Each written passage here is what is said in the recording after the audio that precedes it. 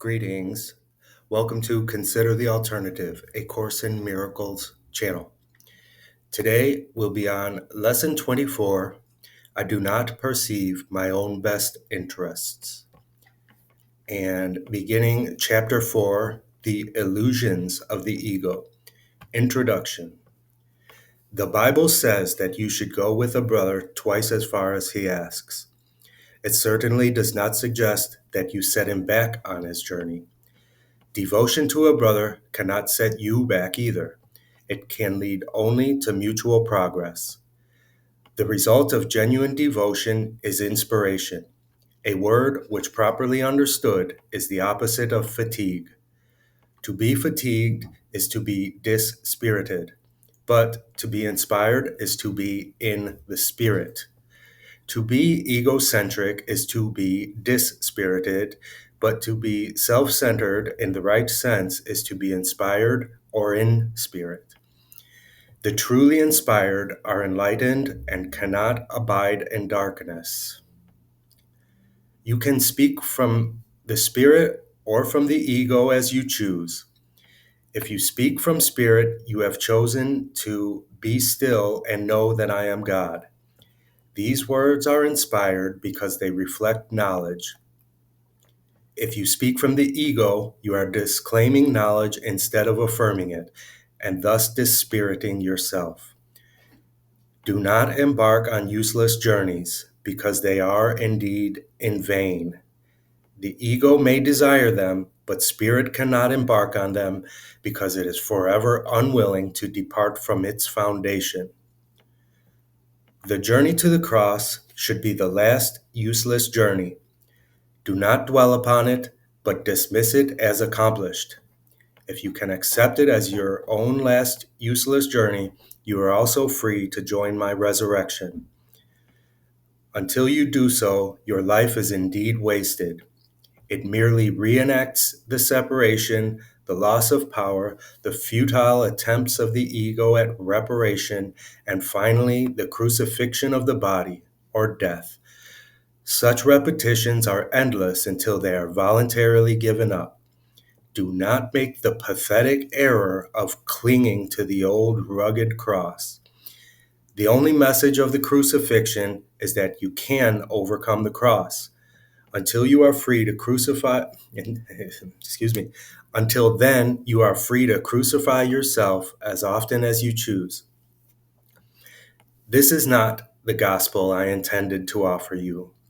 We have another journey to undertake, and if you will read these lessons carefully, they will help prepare you to undertake it. And that is just about as perfect a segue as we could have to get into Lesson 24. I do not perceive my own best interests.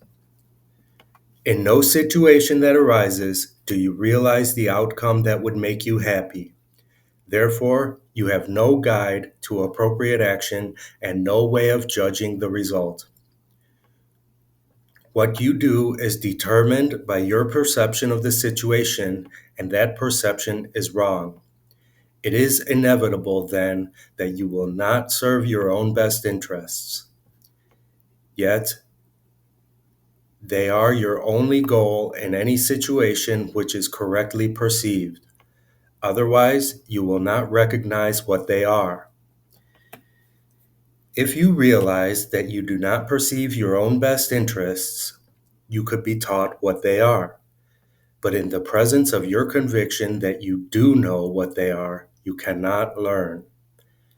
The idea for today is a step toward opening your mind so that learning can begin. The exercises for today require much more honesty than you are accustomed to using.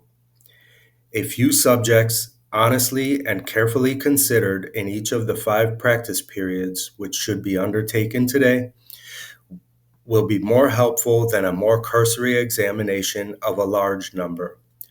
2 minutes are suggested for each of the mind-searching periods which the exercises involve. The practice periods should begin with repeating today's idea, followed by searching the mind with closed eyes for unresolved situations about which you are currently concerned. The emphasis should be on uncovering the outcome you want. You will quickly realize that you have a number of goals in mind as part of the desired outcome, and also that these goals are on different levels and often conflict. In applying the idea for today, name each situation that occurs to you and then enumerate carefully as many goals as possible that you would like to be met in its resolution. The form of each application should be roughly as follows. In the situation involving blank, I would like blank to happen and blank to happen, and so on. Try to uncover as many different kinds of outcomes as may honestly occur to you, even if some of them do not appear to be directly related to the situation or even to be inherent in it at all.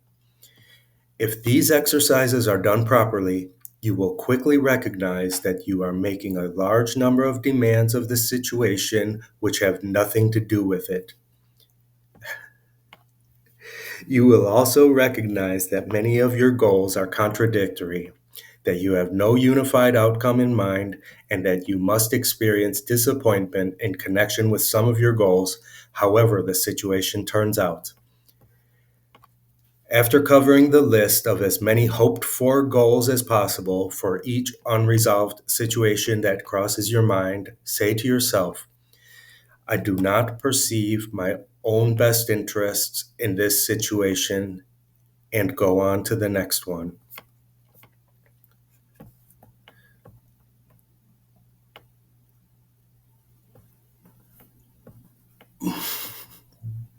Yeah, this one is like it says, requires much more honesty than you're accustomed to using.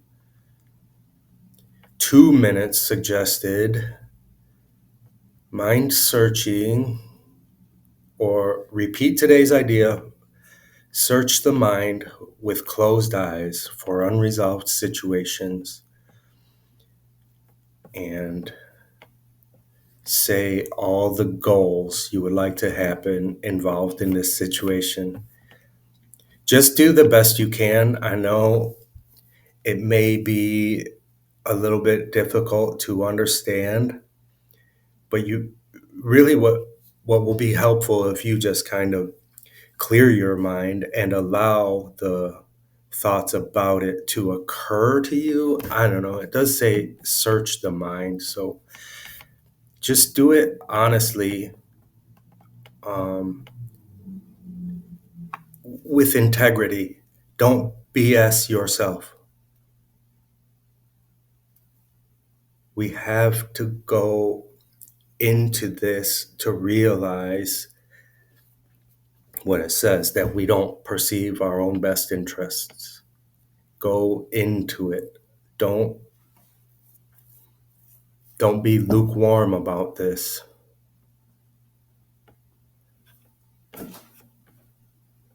I love you. I'll see you tomorrow.